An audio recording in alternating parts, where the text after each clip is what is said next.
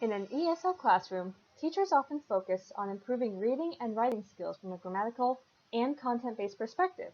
And while these elements are important to consider, it subdues the importance of encouraging creativity during the writing process. However, looking at an author's style and voice helps interpret how sentences flow to paint a picture. Asking students to analyze the writing style of one author will exemplify how sentence structure, word choice, and tone convey the overall meaning, while also delving into literary vocab, grammar, and delivery of content. So, for this lesson plan, students will be asked to examine one notable American literary figure, Ernest Hemingway. Examining his writing style provides an opportunity to dissect the elements of language, challenging the students to ask themselves, how does his sentence structure make me feel? How does it shape my interpretation of the situation?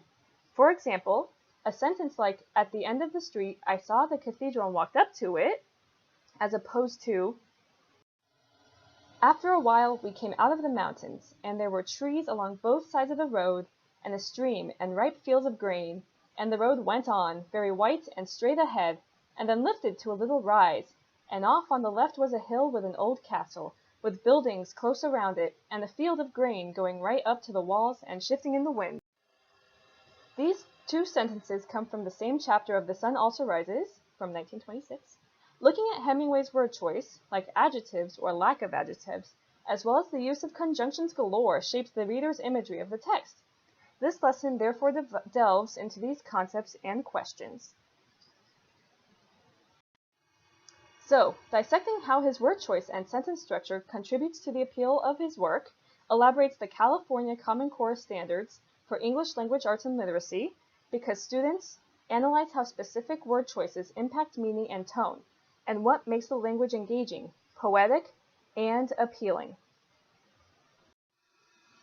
To engage students with this concept, this lesson plan has been designed for 12th grade students in an elective ESL American Literary course. Their learning objective will revolve around responding to the lesson through a school blog in their best version of Bad Hemingway. Their understanding will be assessed by the blog's content and style with 80% accuracy. Then, since creativity is encouraged in this assignment, students will have the opportunity to deliver their individual responses to their peers' blog in the form of songs, comic strips, etc., utilizing images with text or audio to deliver their message. Encouraging multiple canvases for expression encourages multiliteracies. However, students will be practicing what Jenkins et al. Call multimodality through collective intelligence, working together as a group online to collaborate, and transmedia navigation, posting their stories and navigating through each other's blogs to respond to each other's stories. So, how does the teacher get students interested in writing their version of Bad Hemingway? When the bell rings, the teacher will introduce the lesson, reading some previous examples of Bad Hemingway, to not only demonstrate the lesson content, but also exaggerate his writing style. The teacher will project the examples on the overhead screen while students read along. Then, the teacher will ask the students to reflect on what they noticed about the style, like word choice. The input-driven activity will rely on the teacher elaborating how the sentence structure shapes their interpretation of the scene, to each student individually. The students will consequently reflect on how long sentences might shape setting, while short sentences are action-packed. They will organize their thoughts with a graphic organizer collectively. In these groups, the students will spend about 2 minutes to quietly reflect on their favorite travel memory, later sharing it with the group.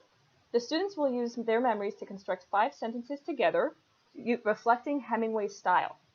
Some examples may include, I went to the painted hills in Oregon and the hills were brown and yellow and red, etc. The students collectively co-author these examples.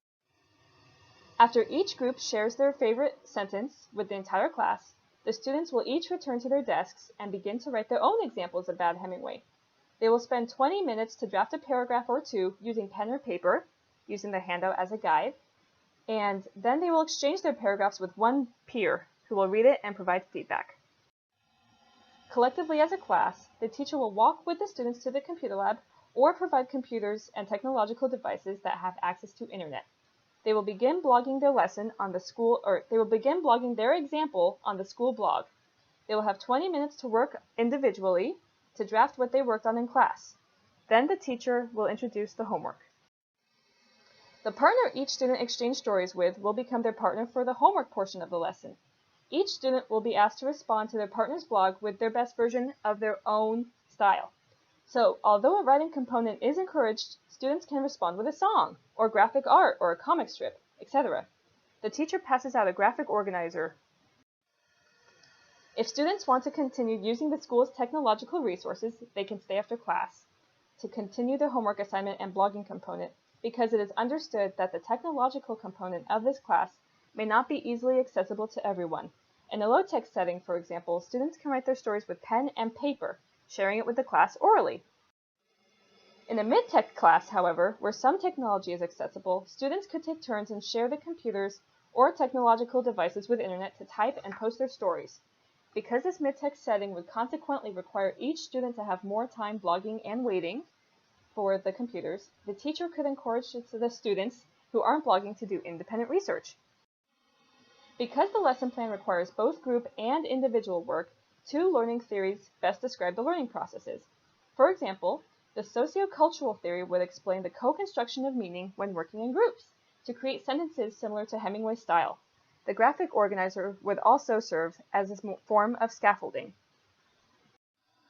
While group work is enforced during the teacher-driven activity, the individual work during the output activity would rely on cognitive theory because each individual constructs their own meaning based on their previous experiences and knowledge.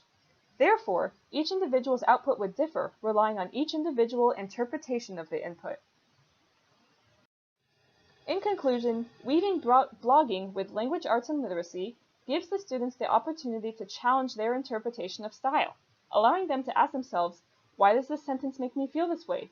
How can I use my writing and creativity to best convey my message, while also refining reading, writing, and technological skills relevant to the high school level? Thank you.